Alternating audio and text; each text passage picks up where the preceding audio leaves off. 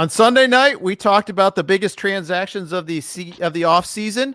Now we're going to talk about the 10 underrated transactions of the offseason. All coming up next on the RotoWire Fantasy Baseball Podcast.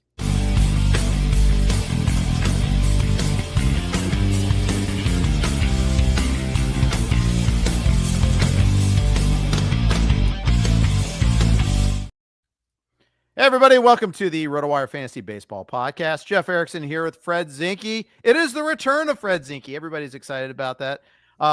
Fred, first of all, how was your offseason? Good. Great. But just really excited to get back at it today. Yeah, me too. Yeah, all these all these signings and stories, and I don't have a world to share them with. No one around the house really wanted to hear my opinions on them. So I've got lots of opinions and ready to start sharing them tonight.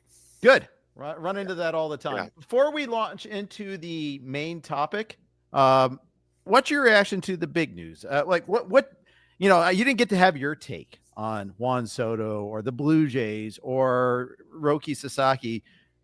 How about the local angle? How about the Toronto angle first? What was your reaction to your offseason?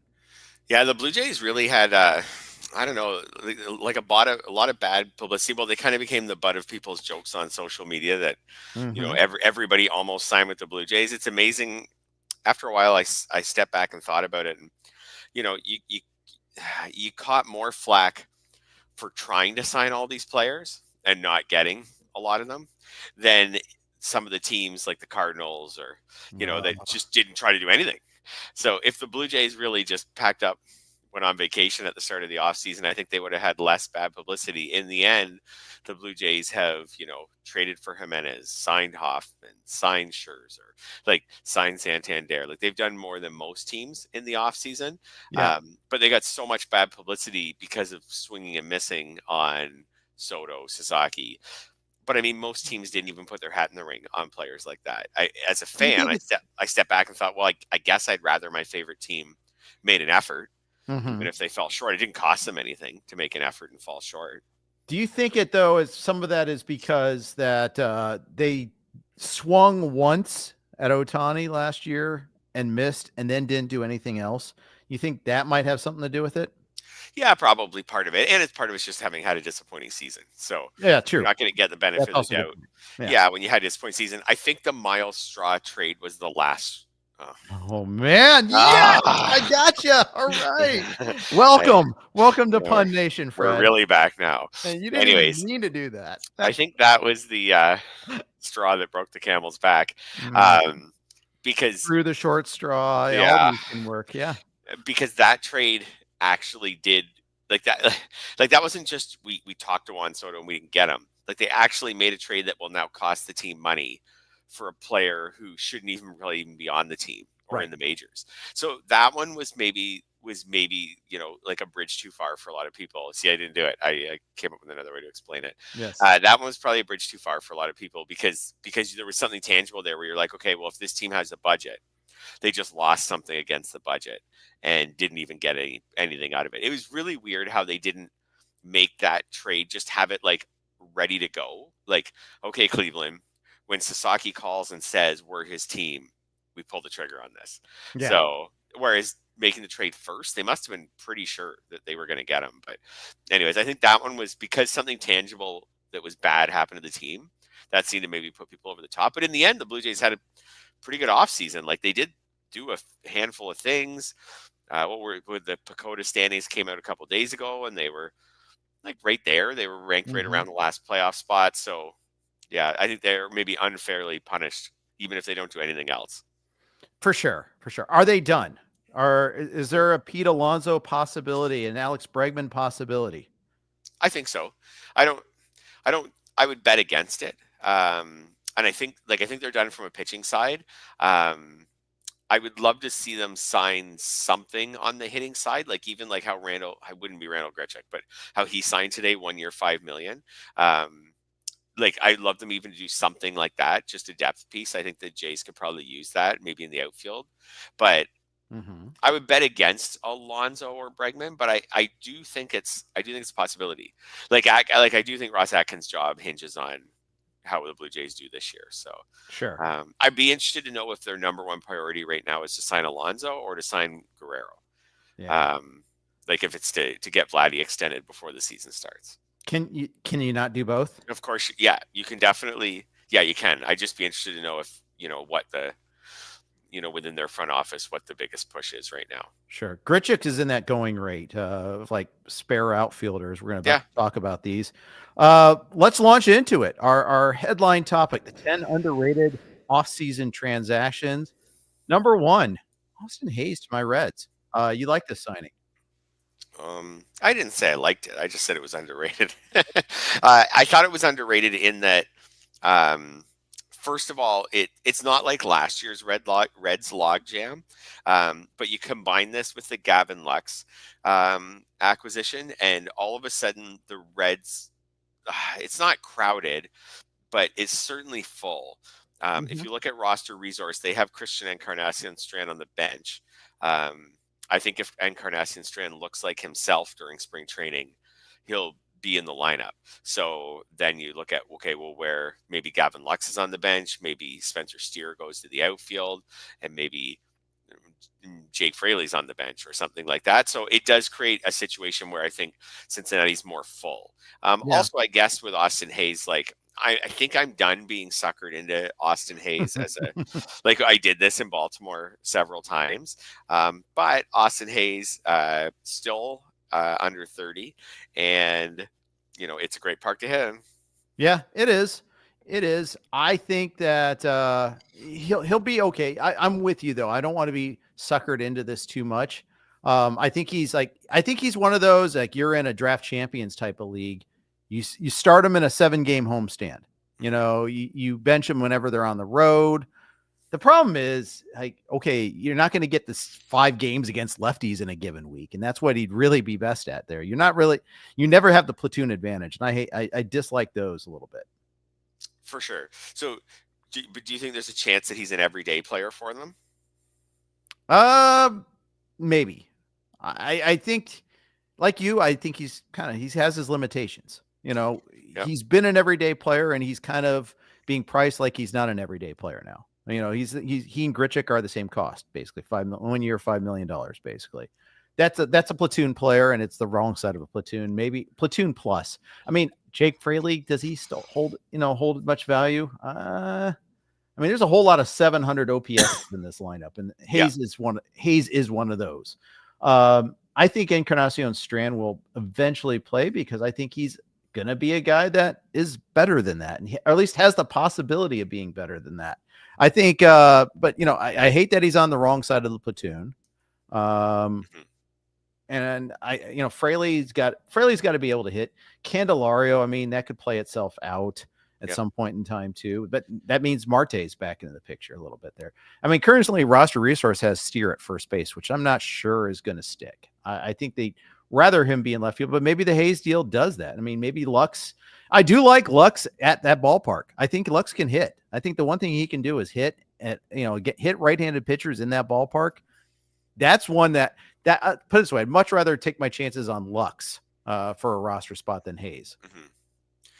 Yeah, no, I think that makes a lot of sense. You're right. Like Fraley and Hayes could end up in a platoon. I think that's a possibility with Hayes on the short side of it. Hayes was always okay, like good enough against right-handers in his career, but then last year was really bad against them.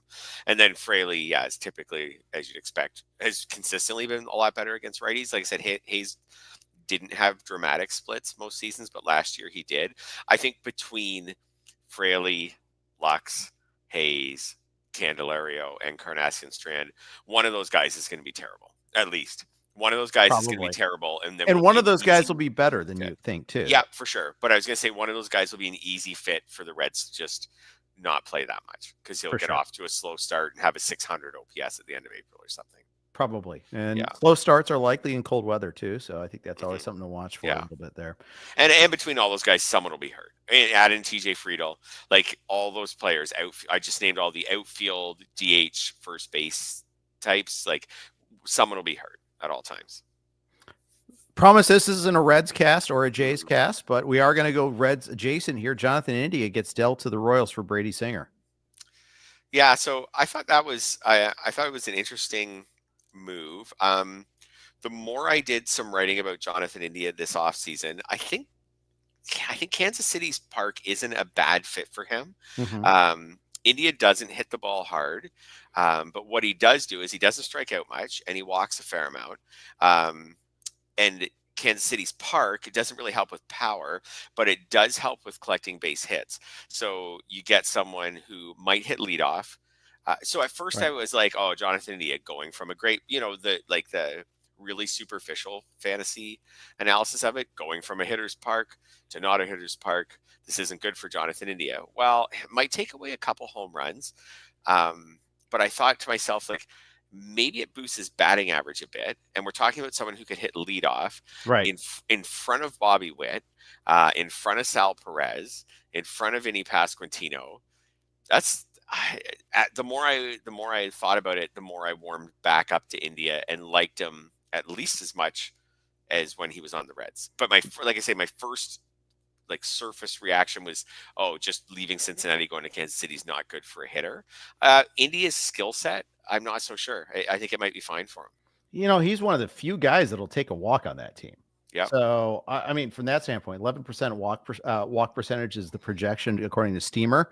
So yeah, that's the only guy over 10% on the Royals. Sal Powell's at 5.3. It's funny, but like Witt's at 7.3. We've talked about this. We worried too much about that with Witt in the past, but I think this is a little bit different because a different type of player. I mean, Witt's got the power to overcome that, whereas obviously India has to walk to have value, but value will have. Now, I wonder, will he have the green light hitting in front of Witt? That's one thing I want to know. Will he run? That's one thing I want to know. What about the Singer side of it? Did you like anything about that? No, not Okay. really.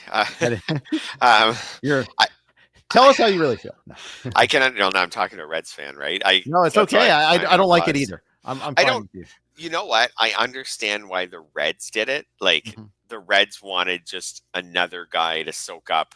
Hopefully, have an ERA maybe around 4, which I don't think he will. I think it'll be in the 4s, but hopefully have an ERA around 4 and soak up 160 innings. Like the Reds for their rotation. I get it, and I do get why India, like in real baseball terms, like isn't super valuable. So this is kind of a thing where, like in fantasy, you'd much rather have India than Singer because in fantasy you don't need mediocre guys to just soak up innings. Right. So I do understand, why the Reds. So I was just looking. Roster Resource has India as a 2 WAR player and Singer as a 2.2 projection this year, WAR player. So they say the value's even. In fantasy, I will take Singer near the end of drafts, but I guess I don't even think I would. Right, because again, you don't want, just like you don't want to have to try to stream a player that's on the bad side of a platoon. You don't want to stream a pitcher that you can't use at home. Yeah, and it's a nightmare. And the Reds ballpark, it's I want to call it synergy, but Great American Small Park. It is a case there where it's more homer friendly than hitter friendly, if you know what I mean. But still, the homers just cause massive, massive problems. So, yeah, it's one of those there where you're like, just you can have the disaster outings, and that's a brutal situation. Yes, Hunter Green can overcome it because he can strike guys out. You need that to be able to overcome that. Let's move on to the next one because you can only talk so much Jonathan India and Brady Singer. But that is underrated transactions. That's what we're doing here today, too. Jorge Soler kicked off the offseason by getting dealt from the Braves to the Angels.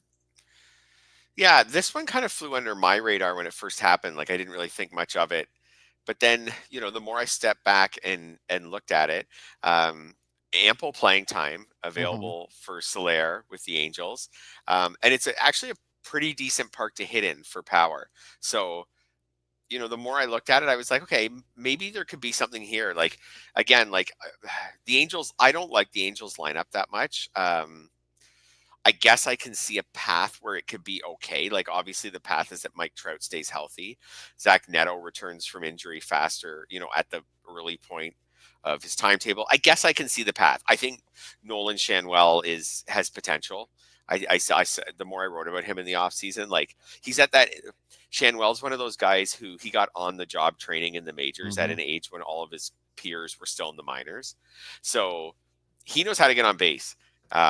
He just doesn't have any power, but he's so young. Like he's still filling out. So maybe the power comes. I guess Taylor Ward could be fine. So in the end, I was like, okay, maybe Jorge Soler could be the cleanup hitter behind Mike Trout on a team with an okay lineup.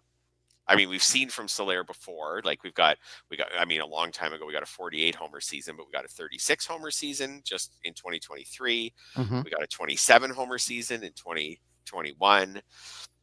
I don't know. I was like, okay, maybe there could be something there with Soler. Like maybe Soler could just be like a guy who doesn't require a lot in the draft, but hits 250 with 27 home runs.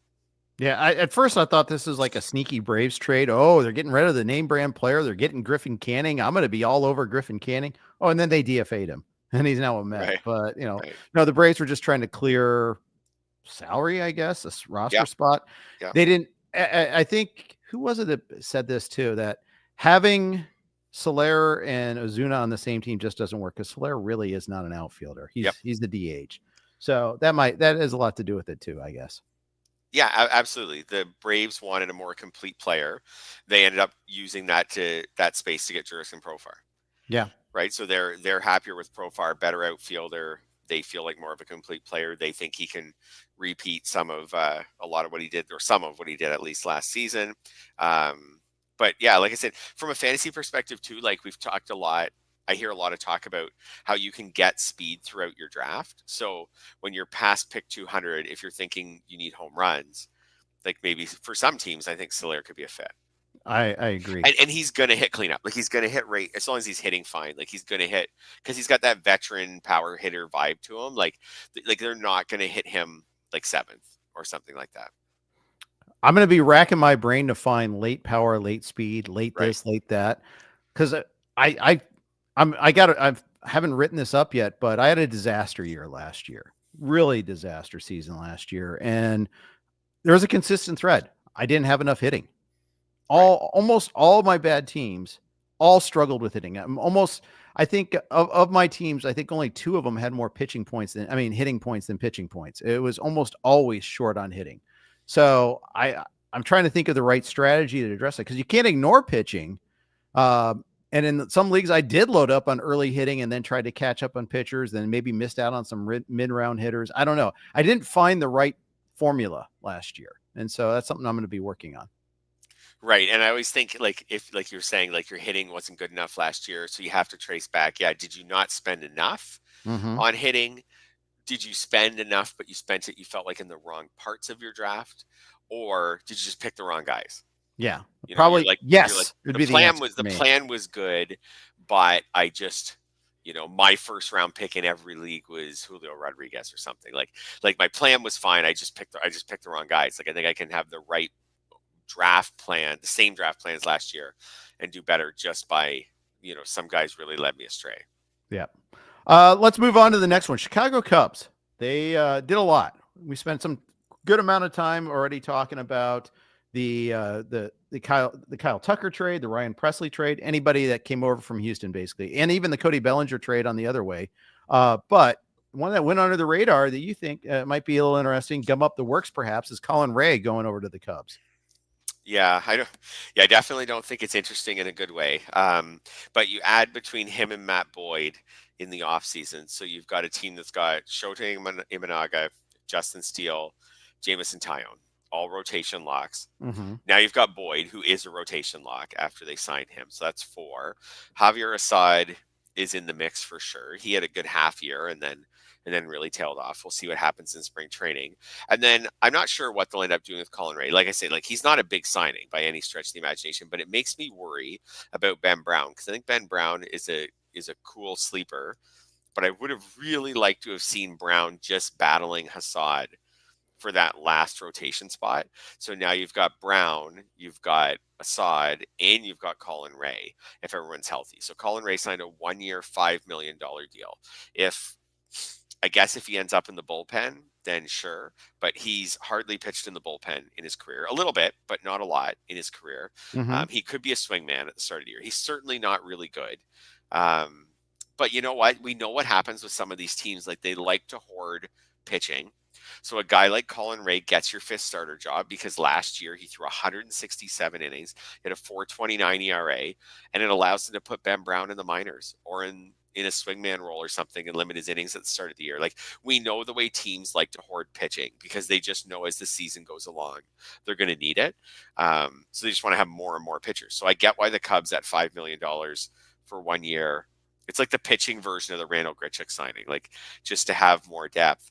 But I would really like to see, and I know a lot of people who play fantasy would like to see Ben Brown get a shot at the rotation on opening day. If Ben Brown starts the season in the minors or in the bullpen, I just don't know if he's that good that he's worth holding on to until So that's a great point, and it's something I wanted to ask about there because I think that I was going to ask you, is this a buying opportunity perhaps, especially in like a draft champions 50 round draft, a draft and hold league? You're about to do the Tout Wars draft and hold league, that might be an opportunity for you to get him on a lesser price because of the numbers working against, because you're buying the skills, not the roles. Don't they always say?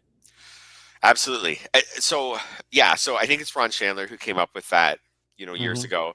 I think it's true. It is Ron. He came up with everything. He came up with everything. Yeah. Yes. He invented this game. He's like South Park saying Simpsons did it. Ron Chandler did it. Right. So I think it's true to a point, but there's also a point where like you only have so many roster spots. Like you can, and you need guys to put in your roster at the start of the season. So if Brown's in the minors, well, you can't have a lot of guys, and we know what April injuries are like. Like April injuries are brutal.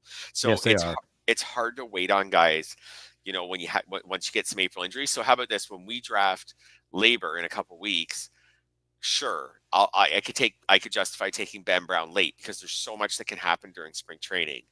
And if he's not in the rotation, I need to cut him, then I need to cut him. When we draft in late March, if it looks like he's not in the rotation, maybe it's already been confirmed by then that he's not in the rotation, then I think it's harder just because, again, there's only so many sleeper spots. And I even think when Ron coined that phrase, excuse me, AL and NL only leagues were really popular. And in an NL only league, like I love the idea of drafting Ben Brown. Yes. If I only get 90 innings, then too bad. And maybe I get 140. That's where I really like it. In a like 12 team or 15 style mixed league, especially depending on if you don't have IL slots, I don't know. You can only draft like one of these guys and wait on them. So, and you have I'd agree with that. Too many injuries. The only thing I'll say negative about Brown too is he is a 2-pitch pitcher. So like as far as like, could he play out of the bullpen? Like he probably could benefit from having a third pitch, but in general, Brown is like that's a quibble. He's 25. He's got good stuff. He strikes batters out. I'd love to see him in the rotation. Yeah, yeah, for sure. I like that. I like that. You're talking labor, like, mixed labor, there's only 6 bench spots too. You don't even have that extra bench spot there. So that's the other problem about that too. Yeah. But I kind of view him as no different than taking Brown is no different than taking, I'm trying to name minor league pitcher that hasn't been called up yet type, because you don't know when they're going to get called up. I think it's kind of very similar to that. Well, yeah, for sure. Like Andrew Painter or something like that, right? Like with the Phillies, like the Phillies rotation's full. So it's the same thing. Andrew Painter's going to start the season in the minors unless a bunch of bad things happen to the Phillies, and you're going to grab him and cross your fingers that, that he gets up at some point early in the season. You're right. So you can maybe do that with like one guy. But when you mentioned to me underrated transactions, the Colin Rea one was the first one that sprung into my mind because it's the ultimate where when I saw it, it's such a nothing transaction. Like who cares about Colin Rea in fantasy? But my mind immediately went to Ben Brown and knowing they had already signed Matt Boyd. And I was like, ugh. And teams don't do this stuff by accident. Like the Cubs, when they sign Colin Rea, they know what it does to Ben Brown. So, right. And it is part of a plan maybe to start him in the minors or in the bullpen or something like that. Yep, exactly. Yeah. All right, let's move on to the next one here. Max Kepler. I used to love drafting this guy. He signs with the Phillies. What do you think about this deal? Yeah, I don't know. There's certainly an opportunity there. Like when you look at the Phillies depth chart, and like you said, you used to like drafting Max Kepler. He's had some good seasons. Like, we remember the Happy Fun Ball year when he hit 36 homers in 2019. But then after that, like, he hit 19 in 2021, like after the shortened season. He hit 24 2 years ago. He's had some really down years in between that. Like last year, 8 homers. The year before, the 2022, 9 homers. Like, he's been all over the map in the last few years. But he has had some good years. He's going to a team, that has a home park where you can hit home runs. And then on top of that, like, there's room for him to play. And I did notice something I was reading about the Phillies this offseason is now that they have him and they have Brandon Marsh, the Phillies commented that, like, they don't really have roster room to platoon both of them. So both of them are left-handed bats who maybe in an ideal world are platoon. But they don't have room to platoon both of them. So which one doesn't get platooned? It's a tough call, but it could be Kepler. I think maybe Marsh needs to be platooned more. They're both, like, looking at like their last season numbers, at their career numbers. Like Marsh last year hit 192 against lefties with a 552 OPS. Like, Marsh's career OPS against lefties is 582.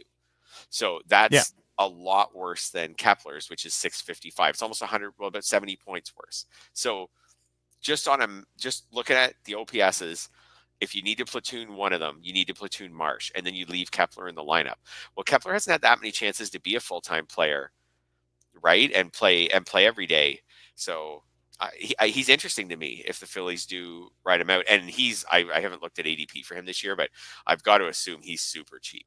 Yeah. Coming off such a bad year. Yeah, I think so. I can pull it up for you. I'll even do the last 2 weeks. Again, one of the great things the NFBC is you can go to playnfbc.com/ADP. You can check this all out for yourself, and you can just see, like, you can do factor for type of draft from a certain date range. You can do, you can do by position. There's a lot of different ways you can do it. It's really good and sortable there. So Kepler, to your question, is going in the last 2 weeks is pick 370.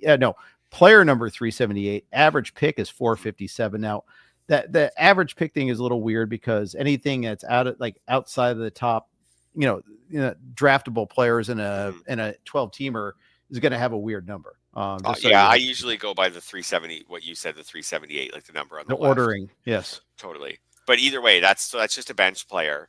Even in a 15-team league, that's a bench player. So yeah, it's just as someone on your bench. I think. I don't know. Again, we're talking about, outfielder 86, just so you want to look at it that way. Right. And we're talking about late power. Yep. There isn't a ton of late power. You can find late speed a little easier. Kepler's comes often with a low batting average.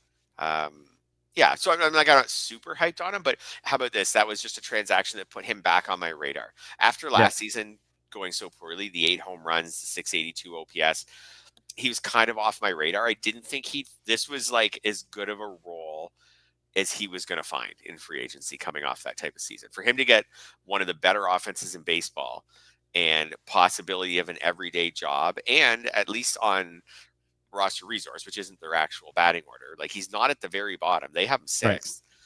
Even if I don't think he's 6th, maybe 7th or something like that. So it's not bad. All right. Yeah. Let's go through the next one a little faster. Josh Bell back to the Nationals. Yeah, not super excited, but one thing I did note with Josh Bell when he signed with the Nationals is when he was in Washington, he hit really well. So 2021, he hit 27 homers, 88 RBIs. The next year, he didn't play he got traded partway through the season, but before he got traded, he was hitting 301 with an 877 OPS in 103 games that they traded him to the Padres. Since they traded him, he's been worse. Everywhere he's gone. Padres, Cleveland, Miami, Arizona, like all those stops, he was worse than he was in Washington. So it just got me thinking that maybe, I don't know. I was kind of out on Josh Bell. I was like, this guy's just so boring at this point in his career. Yeah, he is. But I don't know. In Washington, he did hit well. His ADP since January 1st is 327. So he's someone in a 15-team league is like right around your last spot on your lineup or a bench spot. Yeah. He's back on my radar a bit. Sure. Probably hits 3rd or 4th for them. Better with Arizona last year than with Miami. Almost 100 OPS points better. So there is that.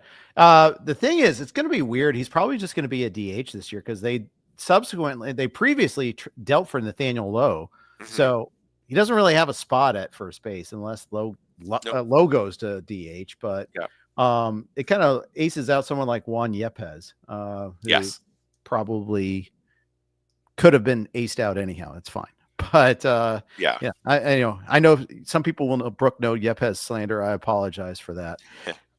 And it's a 1-year deal with Bell, so there's also a good chance if they're not in the race that once again, he's played for so many teams I mentioned lately, like there's a good chance he plays for 2 teams again this year, right? He's just an easy first base DH type guy to flip at the trade deadline. Right. You know, even his contract's low now, so even if someone just puts him on their bench, you know, he's a part-time player, but up until then, and with your pick 330, you're not thinking past the trade deadline. Like I said, if he hits, saying he could hit third was probably a little optimistic. If he get 4th or 5th for them, play every day, yeah, it's possible. Like I said, like Max Kepler, he's a little bit back on my radar as a late round option. Fair enough. Yeah. All right. Houston Astros. We talked about them trading away Kyle Tucker. And when we talk about that trade, we probably spend more time on Isaac Paredes and how that left field line's great for him, or Cam Smith's just a great prospect. You want to talk a little bit about Hayden Wesneski, though? Yeah, I'm not really high on him, but again, when we talk about underrated moves that maybe put someone back on your radar, and he's someone who his ADP, NFBC ADP since January 1st is 432, so really late, not even an early bench pick. Houston has such a great track record with pitching, right? So you take Wesneski, who they definitely seem to want in the trade where they picked up Paredes. There's a rotation spot available for him. Roster Resource has him in that 5th rotation spot right now. I think it's now he's on my radar as a sleeper, just in the sense of he can strike batters out. There was some buzz with him. Like, he's basically a strikeout per inning so far in the majors. He had some good starts, and he definitely didn't turn the corner like I was hoping he would. Like, it's a good start right at the beginning of his career, and it never really happened after that. And maybe it won't happen, and the Cubs used him mostly in the bullpen, but yeah, I don't mind him now as a bench. Is just one of those bench pick, give him 2 or 3 starts at the beginning of the year, especially in a 15-team league, and see what we have. Like, a lot of the a lot of the projection systems this year have him projected for like if I average them all out, all the ones on Fangraphs, say an ERA around 4.3. So not great, but I find the projection systems aren't super optimistic typically with pitchers anyways. A whip around 1.25 or 1.26 if I average them out, and again, around a strikeout per inning. So it's better than Brady Singer, for example. So yeah, and a little more potential. Like I said, I don't mind it when guys, and by the way, he goes about 100 picks later than Brady Singer. So I don't mind it when guys who used to have potential maybe get picked up by teams like Houston, Milwaukee, the Dodgers, the Rays, like teams that are known for finding some success with pitchers. Yeah, agreed. Yeah. And Houston's not bringing in, so yeah, they might be, that might be something we'll have to discuss, at some point there to see what sort of role he has, and maybe he'll get a little rope. Houston's one of those many teams that's shoving off this year. You mentioned the Cardinals earlier, and they're the most egregious example of a team that's done nothing. Minnesota's right there with the team that's done nothing too. Yeah. I think it's definitely disappointing to see that, to be sure. Yeah. All right. Next issue. Andrew Kittredge going to the Orioles. This is in light of Felix Bautista coming back from his, year-long absence there with his Tommy John. Sir Anthony Dominguez, Yennier Cano, neither of them really established themselves as like the closer in waiting. Do you think Kittredge has some potential in that aspect? Yeah, I do. I just thought, and again, I wouldn't draft Kittredge except in a draft and hold. Maybe I would draft him. Oh, actually, I'll change that. If I was drafting in February and I had already drafted Bautista, I would maybe draft Kittredge in the last round just to cover myself in case somehow Bautista got delayed and missed opening day. And then I can just drop Kittredge on the first waiver wire run. But when I look at the rest of the Orioles bullpen, like they clearly don't want Cano to be a closer. Like, they've had opportunities. Right. So if they needed a closer, if Bautista wasn't ready for the start of the season or something like that coming off the year off, I think Kittredge makes a lot of sense. Like, I think Dominguez kind of had his chances. Kittredge has been really, really good. Like, he was really good for the Cardinals last year, 2.80 ERA. Like he's had a bunch of good seasons in a row. Like he's had some injury plagued seasons there, but he's had some good seasons as well. I don't know. I just think that maybe he could be someone who could get some saves for the Orioles if Batista, and I'm not anticipating that Batista will struggle. But you look at Kittredge's contract, it's only a year, but $10 million is a pretty hefty salary. So Yeah. I feel like he's their next man up, maybe for the ninth inning. He had 37 holds last year. You can tell that Helsley got every save chance he possibly could. But and every Cardinals win seemed to be a close win. That's the funny thing. It did. Yeah. 37. But the only thing I don't like about Kittredge is no one has ever asked him to be that guy. He's gotten like 5 saves, 7 saves, maybe. Yep. He's a guy, not the guy. But yeah. Well, when you pitch for the Rays, you never. Well, I guess you don't get as much get to be the guy, which he did for most of his career. Mm-hmm. That, like I said, that was my only thought on that. As I looked at the rest of that bullpen, and I thought they never liked any of these other guys as the closer. They used Dominguez last year, late in the year, sometimes because they had to. Right. I don't think it's ever because they really wanted to. And again, I think Batista's going to be fine and get 30 plus saves this year. But I'll keep Kittredge in the back of my mind. All right. Thairo Estrada had a terribly disappointing season last year, but 2 years ago, he was very fantasy relevant. Had a bunch of bags, 23 stolen bases, 2 consecutive years of 20 stolen base seasons with 14 homers in each of those 2 seasons. Now he goes to Colorado. Yeah. I mean, so if he had gone to Colorado 1 year earlier, I think people would be like, really excited about it. Like last year, he was like a middle round pick, and he should have been. Like he had back-to-back 14 homer seasons. He had back-to-back 21 and 23 steal seasons. Batting averages over those 2 seasons about 265. So if you had said a year ago at this time last year, he's heading from San Francisco's Park to Coors Field, you'd say, okay, well, he could hit the 14 homers again. He can maybe, instead of hitting 265, could hit 275. And, maybe instead of averaging 22 steals over those 2 years, he get 25 or 26 steals or something, a few more trips to first base. I really like this guy. Then he has the awful year last year. This month later, he will turn 29. Could he revive his career in Colorado? And I'm not the only one who's on this. His ADP since January 1st is 312.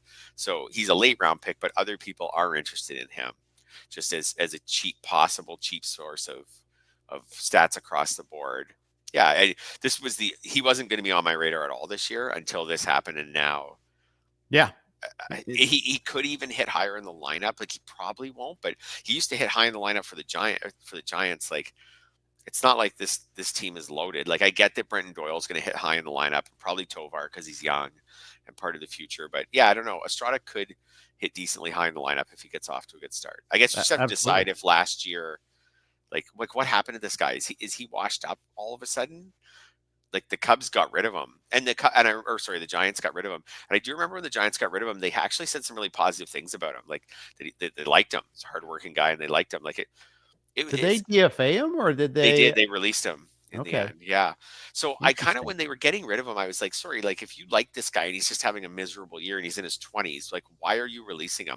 But I guess it's because they knew they were going to have to pay him a bit this year, and yeah, I guess it so. wasn't worth it, and they wanted to. They try had some Tyler guys. Fitzgerald, and they made then over the offseason, obviously they got Willie Adames. Yeah. I know the plate control with Estrada is terrible. Like even in a good year, we're looking at like 30 walks and about 100 strikeouts. So I get that the plate it's not terrible. It's not. But good. You want that in Colorado. You want him swinging the bat, right? Totally. So yeah. Anyways, I'm interested to see. And he just completely quit running last year, and we know he can steal bases. Like he was just doing it. So hard to run when you have a 247 on base. That's true. That's a good point. I think we are not selling enough how bad of a season he had last year. He did have a 590 OPS. That is really bad. I don't know. We'll see what he can do, but it seems like in Colorado that the job's his, like that he's going to play second base for them. I don't see anything else on their roster that makes me think that, you know what I mean? Like, I don't see Kyle Farmer taking the second. Kyle Farmer fits perfectly on that roster as just a utility infielder. So, like, I think he's going to play every day. Mm-hmm. Yeah, I don't know. Again, back underrated transactions. They put him back on my radar, just like Max Kepler, just like Josh Bell. Sure. Now Estrada's back on my radar. Kind of the proverbial change of scenery, guys. I get Yeah, it. yeah, for sure. And what a better change of scenery than to go to Colorado to hit. That's exactly right. All right, Yeah. last guy on our list. Three-way transaction. Andres Jimenez goes to the Jays. We didn't really talk about that aspect of it that much. The Guardians net Spencer Horwitz and Nick Mitchell. They flipped Horwitz to the Pirates for Luis Ortiz, who could be their number 3 starter to begin the season. Yeah, so Ortiz is the part from a fantasy perspective that's interesting to me. Mm-hmm. Jimenez isn't interesting at all. Like, he's fine. He's fine for fantasy. I think he'll still be fine in Toronto, but nothing special. I don't think he takes a leap in Toronto. Horwitz is fine too, like as a late round guy, but I don't think there's like, he'll be the Pirates' first baseman. He'll get on base, won't hit for a ton of power. It's fine. Ortiz is interesting to me just in the sense of, actually, it's just like what we were talking about with Wesneski. Cleveland's another organization that's known for doing a pretty good job with their pitching. So now you take Ortiz, who did outpitch his peripherals by a lot last year, like at a 3.32 ERA, but a 4.32 FIP. Had a pretty favorable BABIP last year. But he did get a decent amount of time in the rotation. Mm-hmm. And on a Pittsburgh team that I don't think of as one that maximizes the value of their pitchers. Like, some pitchers on Pittsburgh are okay, but I don't think of them like I think of Cleveland. How many of them left Pittsburgh and were better elsewhere? Charlie Morton, Garrett Cole is the big one, obviously, but many have improved elsewhere. Many are saying that right is elsewhere. But so I think of Ortiz, and I think that I think in that whole 3-way trade, I think it's clear that Cleveland wanted Ortiz. Like Cleveland. I agree. Cleveland could have stuck with Horwitz. Cleveland doesn't have a second baseman right now. Like when they traded Jimenez, and I think they wanted to get away from Jimenez's contract because he has a longer term contract and Cleveland's a budget franchise. So they want to get rid of Jimenez's contract, but they didn't want Horwitz. They wanted Ortiz. So they see something in Ortiz that they like. So I'm going to just be like a little bit again, when these 5 or 6 organizations in baseball that typically do a good job with pitchers clearly see something in a pitcher, then I'm going to give them the benefit of the doubt. ADP since January 1st is 376. So again, this is another guy that you're drafting for your bench. Would I take him over Wesneski? Yeah, I think maybe. I think maybe. What do you think? I think so too, because I think the opportunity is clearly there. I mean, a little more than we'll see about Shane Bieber when he's ready to go, but I think it's not going to be until halfway through the season. Yeah. Meanwhile, it's Tanner Bybee and Gavin Williams are really the only 2 guys that I think, and even Williams is shaky enough in terms of having a spot. Yeah. Then it's Ben Lively, who they didn't want to use in the playoffs at all. Joey Cantillo, maybe he takes another step forward. He had some strikeout moments, at least here and there. Yeah. They traded for Slade Chachoni in the in another deal, that the Naylor deal, man. My goodness, just getting rid of Josh Naylor. Ugh, I didn't like seeing that. But again, they're going by cost. Who knows if they'll get anything from Tristan McKenzie? But here's the other thing about the Guardians is they got fewer innings from their starters than basically anybody in baseball last year. And yet, they got to the ALCS. Such a good bullpen last year. Like the season Cade Smith just had was like everyone talks about Emmanuel Clase, and for good reason. But the season Cade Smith just had was like ridiculous, so good last year. Yeah, for sure. You just fear overuse, though. You fear like turning back into a pumpkin a little bit with all those relievers because they were used so hard, especially in the playoffs. For sure. Yeah, for sure. I mean, Cade Smith, again, falls under that classic. Like, he's the type of guy you try to find on waivers, not the type of guy you draft. I would draft Cade Smith in the last round on some 15-team leagues and maybe just use him in week 1 while I figured out, you know what I mean, some other things. While I had Ben Brown on my bench or whatever. So I can see that, but I wouldn't invest heavily in him. With jumping back to Ortiz, what he really needs with Cleveland is to find a way to improve his strikeout rate. So right now his K per 9 is kind of like mid 7s, so not great. So comparing it to Wesneski, who's more like mid to high 8s, maybe even 9. So if Cleveland can find a way to get like another strikeout per start from Ortiz, I think that would make all the difference in the world. So let's see if they can do that. Absolutely. Yeah. Thanks, Nick, for the thanks on us being up late. Thanks for staying up and watching us so late, too. We really do appreciate it there. Yeah. All right. That's our top 10 underrated offseason transactions. We're going to talk a little bit about the first round, but first, got a couple of notes to share with you. First, we've got our friends at Fantrax. They are the most customizable fantasy platform in the industry, offering the greatest fantasy experience for your dynasty, keeper, redraft, and best ball leagues.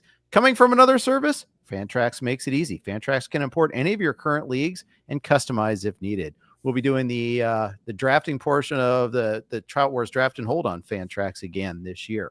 Fantrax offers the most in-depth player pool in the industry, including minor league players. Do you need a customizable commissioner service for your fantasy league? Fantrax offers more customization than any other platform. Waivers, categories, scoring systems, schedule. Fantrax offers custom solutions for all that and more, and it's all free. Sign up for free today and be entered to win an official MLB signed jersey from Vladimir Guerrero Jr.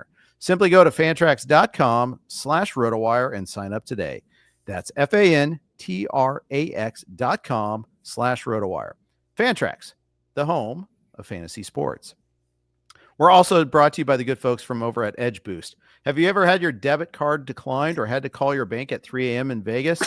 This is a Fred Zinkie experience for sure. I can believe it. Annually. Yes. Edge Boost is the first consumer-facing online bank dedicated to the gaming industry. There are numerous benefits to using Edge Boost. $250,000 per day in debit deposits, unlimited withdrawals, cash back on sports betting, DFS sweeps, 100% approval for all gaming activity, financial segmentation for discretion and responsible gaming, compatible today for prediction markets, iCasino, DFS, sports betting, lottery, brick and mortar, casinos, horse racing, and sweeps. No transaction reviews or account freezes.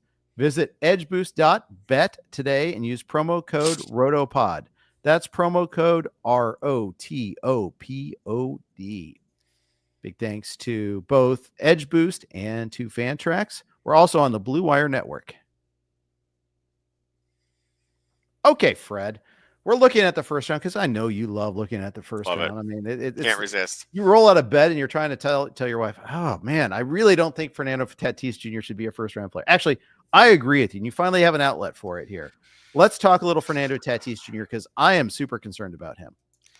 Well, I don't know if I'm super concerned, but when I was working on my projections in the offseason, and I know Vlad said on Sunday night that, that he feels good about Tatis in the first round. So that does have me rethinking it because I have a lot of respect for Vlad. But of course, I just look at Tatis and I think, okay, so there's the player he was before he missed 2022.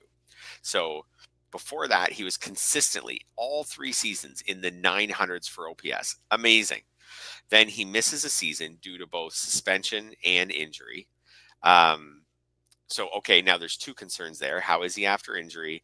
And how is he now that he's not using PEDs, or as far as we know, he's not using PEDs. We never really know how much was that helping him. But since he's come back from that in 2023, he wasn't that good. He was pretty good for fantasy because he stole bases. He had 25 homers and 29 steals, but a 770 OPS, that's not a first round type player. Guys with 770 OPSs don't go in the first round unless they're like 50 steal guys. And then last year, he stopped stealing. He only had 11 steals. He had 21 home runs in 102 games. So some room to play a lot more. Maybe he ends up with 27 or 28 home runs. But he stopped stealing in those 2 seasons. So he hasn't hit. So those 2 seasons, he hit 257 and 276. He hasn't hit over 282 since his rookie year in 2019. So when I'm doing his projections, okay, so he hasn't hit over 282 since 2019. So am I going to pick him to hit over 282? Probably not. Like, I put him at 280, which is about as good as he's done in the last 5 years. Should I put him to hit much more than 30 home runs? Not based on what's happened since he's come back, but I can put him to 30 home runs. Okay. But I don't feel good about putting him to like 35 or more. And then stolen bases. Well, he only stole 11 last year. He did have 29 the previous year. Like, am I putting that at 20, 22, something like that? Okay, sure. Since that suspension, like, his run and RBI totals aren't that great. The Padres lineup is not long, at least at this point anymore. It has some good pieces in it with him and Merrill and Machado, but it's not as good as it was last year. And you talked with Vlad about how they haven't been spending money.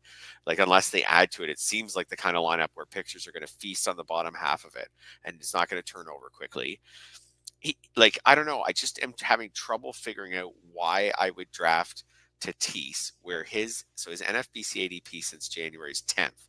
So what am I seeing in Tatis that would make me want to draft him over Mookie Betts on the Dodgers?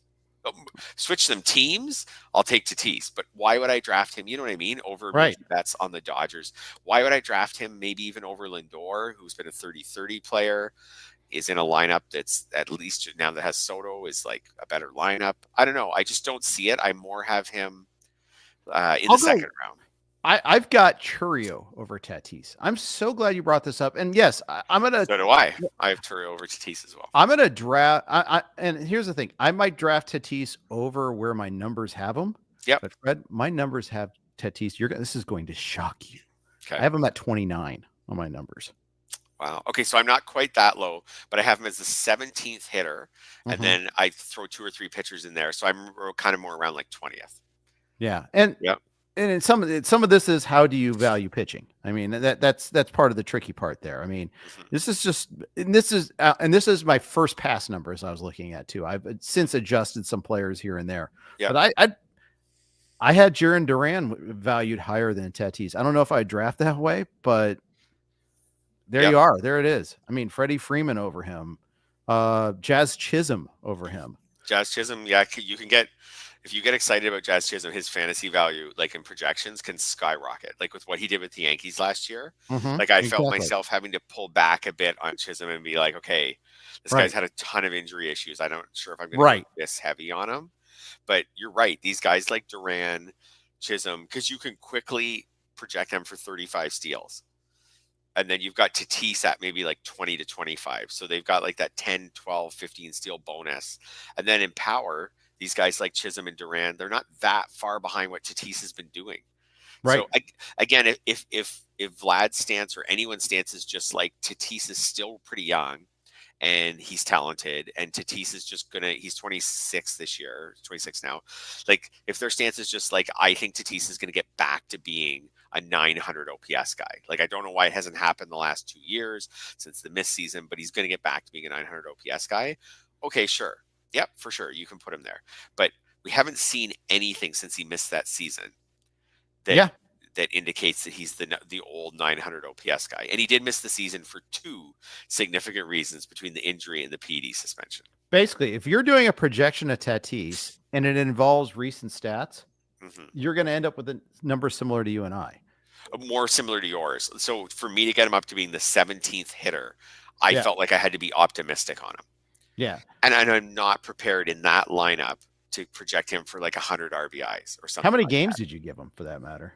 I don't really do games, so I just do plate appearances and at bats. But yeah, I probably projected him around, because you're right, that's another part of him is he hasn't been really durable. I probably project him around 135 games, 140 games. So, I have him 137. Yeah. For 604 plate appearances is what I have. Okay. Uncle Ted, I agree with you. I take his teammate Jackson Merrill over Tatis too. I just love the hard hit metrics with that. I have Merrill like right behind him, like neck and neck. Yeah, I have. It's barely ahead for me, but it's close. Yeah. And you're right though. He didn't run. He had more injuries again last year too, and that's the other thing. He played 102 games last year. Yeah. And all the optics on the Padres are bad right now too. They have the succession issue. They have, they haven't added a single player this offseason. I'm sorry, Elias Diaz. Come on down. That's your addition so far. They've subtracted quite a bit though. I mean, just look at their depth chart. Look at whether you go to RotoWire, Roster Research, wherever you go. There's some names on that roster. You're like, oh my goodness. It's a fine lineup 1 through 6. Xander Bogaerts, Roster Resource has 6, maybe hits 5th, whatever. Jake Cronenworth 6. Like it's fine up to there. But the 7, 8, 9 right now is as bad as any team in baseball. Right now we have Elias Diaz, Tyler Wade, and Brandon Lockridge as I just did it. Neither Wade nor Lockridge got drafted in my recently competed 50-round draft champions league. Yeah. This is a team that desperately needs to just take like $10 to $15 million and sign 2 outfielders, 2 Tommy Phams. Yeah. Like they just need a couple guys like that who can just be in the majors and have like a 730 OPS just to make that lineup respectable at the bottom. And that's an easy spot to, like, we're talking about filling like a couple outfield spots or like an outfield DH spot. Like that should be easy spots to fill cheap with, though, again, like going back to Randall Grichuk, like a couple of those guys, just to have credible major league hitters at the bottom of the lineup. Absolutely. Then maybe I could get more on board. But anyways, I totally see why someone could get on board with Tatis. Like, he did do it before the suspension, but there's just too many reasons to not draft him. I think I'd just way rather draft, like I say, Mookie Betts goes right behind him. Yeah. I'd way rather draft him. I think so too. Yeah. This is different, Ted, than previous years with the Padres, in my opinion. That this is they actually spent money in the previous years. They're not going to have Joe Musgrove this year either. I mean, their rotation is missing people too. Tirso Ornelas is a guy that some people are sparring for in my draft Champions League. So it's a name to keep an eye on there. Someone who could win a job. So, but I think to add people, they're going to have to move people. And that's why you're seeing these Dylan Cease and Michael King trade rumors, which I just hate seeing that there. But so it goes. Maybe you go after the bullpen, like Jason Adam, Jeremiah Estrada types in the bullpen. I even took an Adrian Morejon in the league as a flyer late, but there you go. Last player, Julio Rodriguez. Once again, horrible start to the season. 2 years running now, has really tanked at the beginning of the season. Didn't get all the way back last year. 273, 20, 68, 24 stolen bases. Still did 2020, but 734 OPS for the season. That is not a first-round player. Yeah, and I just feel like there's a lot of things working against him. So, like, it's just an uphill battle. Like, the park is brutal. And then, again, you look at the offseason that certain teams have had. Like, Seattle has not done anything to make this lineup, look good. Like they have like right now on roster resource, like Dylan Moore, JP Crawford's still in there. Like Mitch Haniger. How long is Mitch Haniger going to last? Like, it isn't very good anymore. Luke Raley wasn't great last year. Who knows what they'll get from Randy Arozarena. They have Victor Robles hitting leadoff. Like, I know Victor Robles had like some nice moments late last season, and maybe there's potential there, but like, it's a lot of wish casting. So, like, the park's terrible. The lineup's terrible. If you look at the PECOTA projected standings that just came out yesterday, Seattle's projected for 671 runs scored, which is not very good. Like, for example, the entire AL East is projected to score more than that. I think if I just had a quick glance, it's about 11th or I think 12th in the American League. They're projected to come in runs scored. Right. So, bad lineup, tough park. Rodriguez has been really inconsistent the past couple of years. Like, we're talking about a guy who played most of last year and drove in 68 runs, scored 76 runs. Like, it'll get better. Like, I have him projected to be better than that, but I have him I'm trying to see where I have him. I guess I have him kind of where I have Tatis, like that kind of thing. And I try to be really optimistic with him because he is super talented. He is just 24, like just turned 24, but is he a 30? Can we project a 30-30 player this year? I don't know. That's the upper end of what I feel comfortable projecting. And again, in that lineup, can I project 80 and 80, 85 and 85? Like, I don't feel. I went 25, 29 in the homer stolen bases, and that might be even a little generous, but I think 2023 is carrying a lot of that weight. But I've got him as a 777 OPS. I mean, it's somewhere in between. I mean, it's basically it's a slightly tweaked 3-year weighted average, basically. It's just such a tough place to hit. I don't want to take him in the first round. I'll leave it at that. No, to me, he's like Tatis. I'd rather take Tatis. I think Rodriguez is more like a mid-second round type guy. I felt like what drove Rodriguez's value a couple years ago was like he could, like, people were kind of like, and me too, he could be the best. Like we were talking that year, he went like second or third in a lot of drafts. Last year when he went like second or third in a lot of drafts, it was like, this guy could be, he's on an upward trajectory. Like we could be on our way to like 40-40. Like, he could actually, like, when he hit 32 homers and 37 steals as a 22-year-old, like, you were like, okay, this guy could be a 40-40 guy like any year now. I don't know. Now I just look at it, and again, like, I just feel like if he's going to do this, like if he's going to be a first-round player, I feel like he's going to actually have to do it by himself. Like, he's just going to have to overcome a terrible park and a terrible lineup and just drive himself all the way to being, like, he's going to have to almost be a 40-40 or a 35-35 type player. And I just feel like that's a lot to ask of him. So I would rather take, for example, Yordan Alvarez is still on the board. Lindor is still on the board. Like, I would too. Churio, like those guys are good players. Duran, those guys are good players on teams where they're actually supported. Yep. I just feel like, I don't know, I'm just asking a lot of Rodriguez, and maybe Rodriguez will be a 35 players here. And why would teams pitch to him? Like with what's around him in the lineup?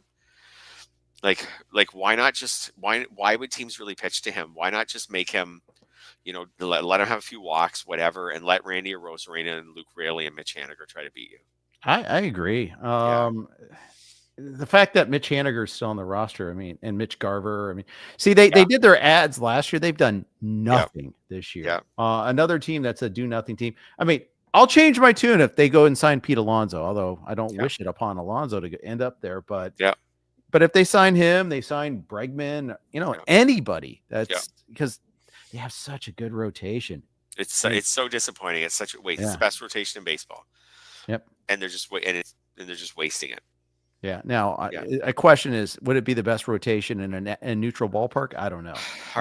Definitely hard to say for sure. Right. But if it's even looking at the names here, yes, the park wouldn't help, but if you could get Dylan Moore and Haniger at the very least out of the rotation for quality major leaguers, like they've got on Roster Resource on the 2025 projections, they have 4 guys in their lineup with a projected OPS below 700. Yeah. Sorry, I'm wrong. 5 guys. 5 guys with an OPS under 700. So they do have a loaded farm system. 6 of James Anderson's top 100 prospects are in the Mariners farm system. Cole Emerson, Michael Arroyo, Lazaro Montes, Felnin Celestin, Johnny Farmelo, and Cole Young. All hitters. Harry Ford, number 7, is 108. He's also a catcher. You don't have any really banging on the door pitching prospects, but that's okay when you've got all these hitting prospects. The problem is, though, you're introducing them to Safeco or whatever the hell it's called now, and that's it's T-Mobile. That's what it is. Right. I hate having to remember sponsor names. It just annoys me. Yeah. But. So with all those prospects, maybe wake me up in a year or two when all these guys are in the majors and Rodriguez is 26 or something like that, and then maybe I'll get back on board with him. I don't know. I just think. Yeah, there's just at that point in the draft, you can get a great hitter who doesn't have to do it all by himself. Right. Yeah. And, introducing him in a tough environment. And then you look at all those guys. So Emerson's in high A ball, Arroyo high A, Montes high A, Celestin is rookie ball. I mean, none of these guys are ready soon. We're talking ETAs 2026, 2027. Cole Young might be the only guy that sees the majors this year of those top 6. Harry Ford might see it this year. Barring like a Soto-esque ascent, you're not going to see it this year. So that's the other reason why they're not going to help out a whole lot much. So I'm with you. I'm not super excited about any of these guys for the short term there, which is why they're just kind of punting a year. Like I say, it's hard to watch. And I don't actually want them to trade pitching for hitting because I wanted them to sign hitting to keep the pitching. I wanted to see what this rotation could do with a credible offense. Right. I'm giving up. It's not going to happen this year. Yeah, I think you're probably right. It's too late. There's not enough guys left. They're not going to sign Bregman. They just said Jorge Polanco is going to be their third baseman. So it's not going to happen. Yep. So, that's short-sighted. But So just looking at the top free agents out there, there's not hitting out there like it's Alonso, Bregman. After that, then it's just Then it's just like the $5 million guys, the $6 million guys, which are starting to get picked off now too. Yep. JD Martinez, Alex Verdugo. Yep. Ooh, that none of those going to warm the cockles of my heart there. Verdugo, Tommy Pham, as you mentioned, Drury, Rizzo, Anthony Rizzo's still out there. Yeah. All these guys are 1 year between like 4 and 8 million. Mm-hmm. Like I said, the Padres should grab a couple of them. Seattle probably, I guess they should. I don't know. Seattle already missed the boat. Like you said, they need Alonso. Yeah, that would be probably the fit for them. Yep. But I'm not really hearing much on that. So no. Yeah. But the fact that we haven't seen him land elsewhere is also kind of insane too. But I think his agent tried to float the Reds the other day, and they're like, okay, they're not. That's not going to make somebody raise their offer. Go ahead, we'll call that bluff. Yeah, so it goes. Yeah. All right, we'll wrap it on that note. We're so excited to be back this week, and throughout the whole baseball season, you can catch Fred and I, Ted too. He's going to be in there. Uncle Ted's always there. Sorry, read Ted's name, of course, there. But Fred and I will be on Tuesdays. For now, it'll be in the evenings. We'll see once like our schedules move around a little bit. We might change that. We got the labor draft coming up on February 25th. That's a Tuesday night. So we'll probably live cast that one again, live stream that one. That was fun to do last couple of years. So we'll probably do that again. Yeah. Big thanks to you guys for tuning in. Thanks for all the comments. Really appreciate it. We'll be back at you again next week. Take care.